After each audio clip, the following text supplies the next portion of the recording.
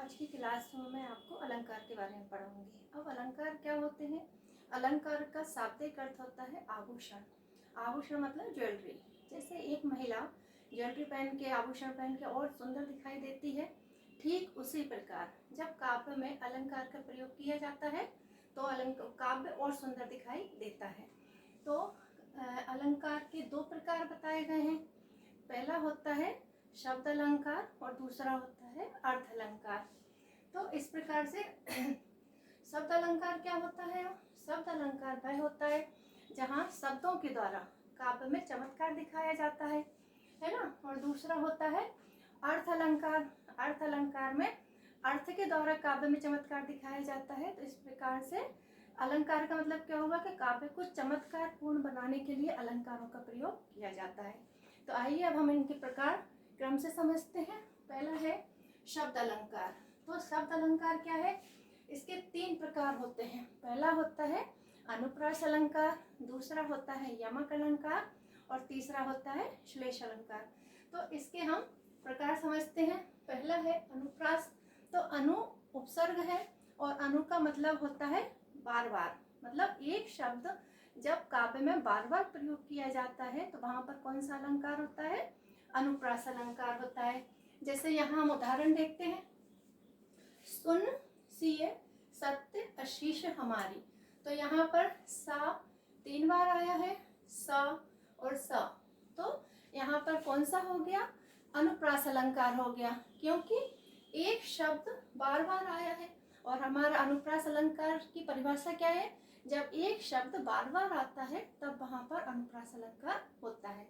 फिर आता है यमक अलंकार। यमक अलंकार का क्या होता है? जहां पर एक शब्द एक से अधिक बार आता है और उसका हर बार अर्थ अलग निकलता है, तो वहां पर यमक अलंकार होता है। जैसे हम देखते हैं, पहला यहाँ पर है काली घटा का घमंड घटा। तो पहली घटा जो है वह काय के लिए आई है? बादल के लिए। और दूसरी घटा जो शब्द लिखा है वह काय के लिए आया है? कम होने के लिए। तो यहाँ पर घटा 2 बार यूज हुआ है, लेकिन दोनों बार उसका अर्थ अलग अलग है।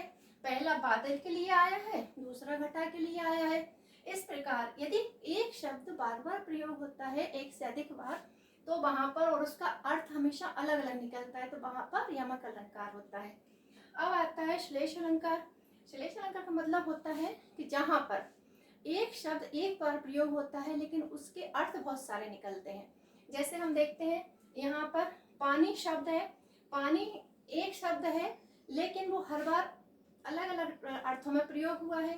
तो जैसे एक पानी का अर्थ है चमक, दूसरे पानी का अर्थ है आत्मसम्मान और तीसरे पानी का अर्थ है जल। तो यहाँ पर पानी शब्द के 3 अर्थ निकले हैं। तो जिस काव्य में एक शब्द बार बार भले ही प्रयोग हो रहा है लेकिन उसके अर्थ अलग अलग निकल रहे हैं, वहां पर क्या हो गया? श्लेष अलंकार हो गया। जैसे पानी एक शब्द है लेकिन बार बार प्रयोग हुआ है, तो तीनों बार उसके अर्थ अलग आए हैं, तो वहां पर क्या है? श्लेष अलंकार हो जाता है। अब आता है अर्थ अलंकार। अर्थ अलंकार 4 प्रकार के बताए गए हैं। पहला होता है उपमा अलंकार। अब उपमा अलंकार जैसे नाम से स्पष्ट हो रहा है, कोई भी चीज की उपमा देना, उदाहरण देना, है ना। जैसे यहाँ पर मैंने लिखा है हरिपद कोमल कमल से। तो कैसे है? हरिपद मतलब भगवान के चरण कैसे हैं? कमल के समान है। मतलब उपमा काय से दी गई है भगवान के चरण की? कमल से। तो यहाँ पर जो तुलना की गई है वह काय से की है? कमल से।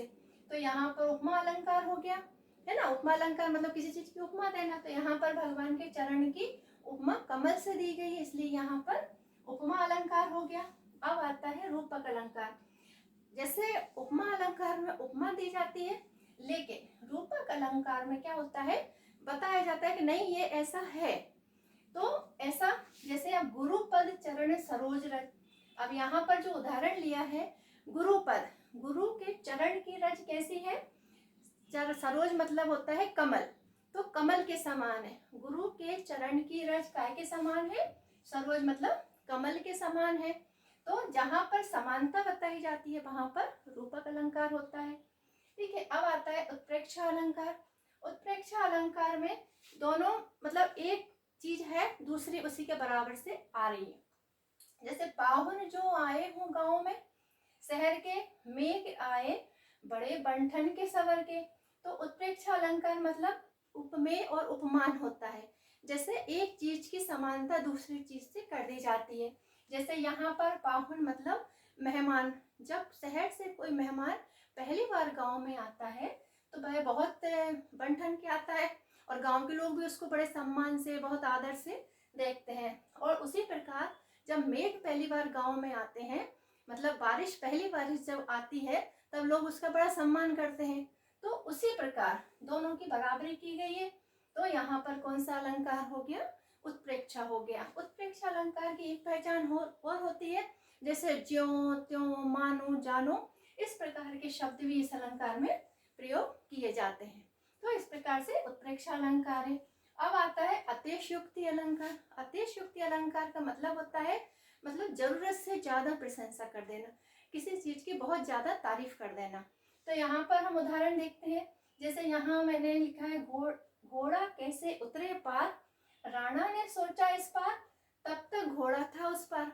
तो मतलब इसमें क्या हो गया, बहुत ज्यादा प्रशंसा की गई है किसकी? घोड़े की। कि राणा जी तो सोचते ही रह गए महाराणा प्रताप कि मैं इस पार से उस पार घोड़े को कैसे ले जाऊं, लेकिन घोड़ा उस पार पहुंच गया।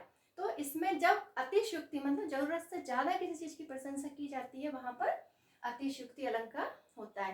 तो इस प्रकार से ये दोनों प्रकार के अलंकार के प्रकार बताए गए हैं और इनके सारे रूप भेद इसी प्रकार से समझ में आ गए होंगे आप लोगों को।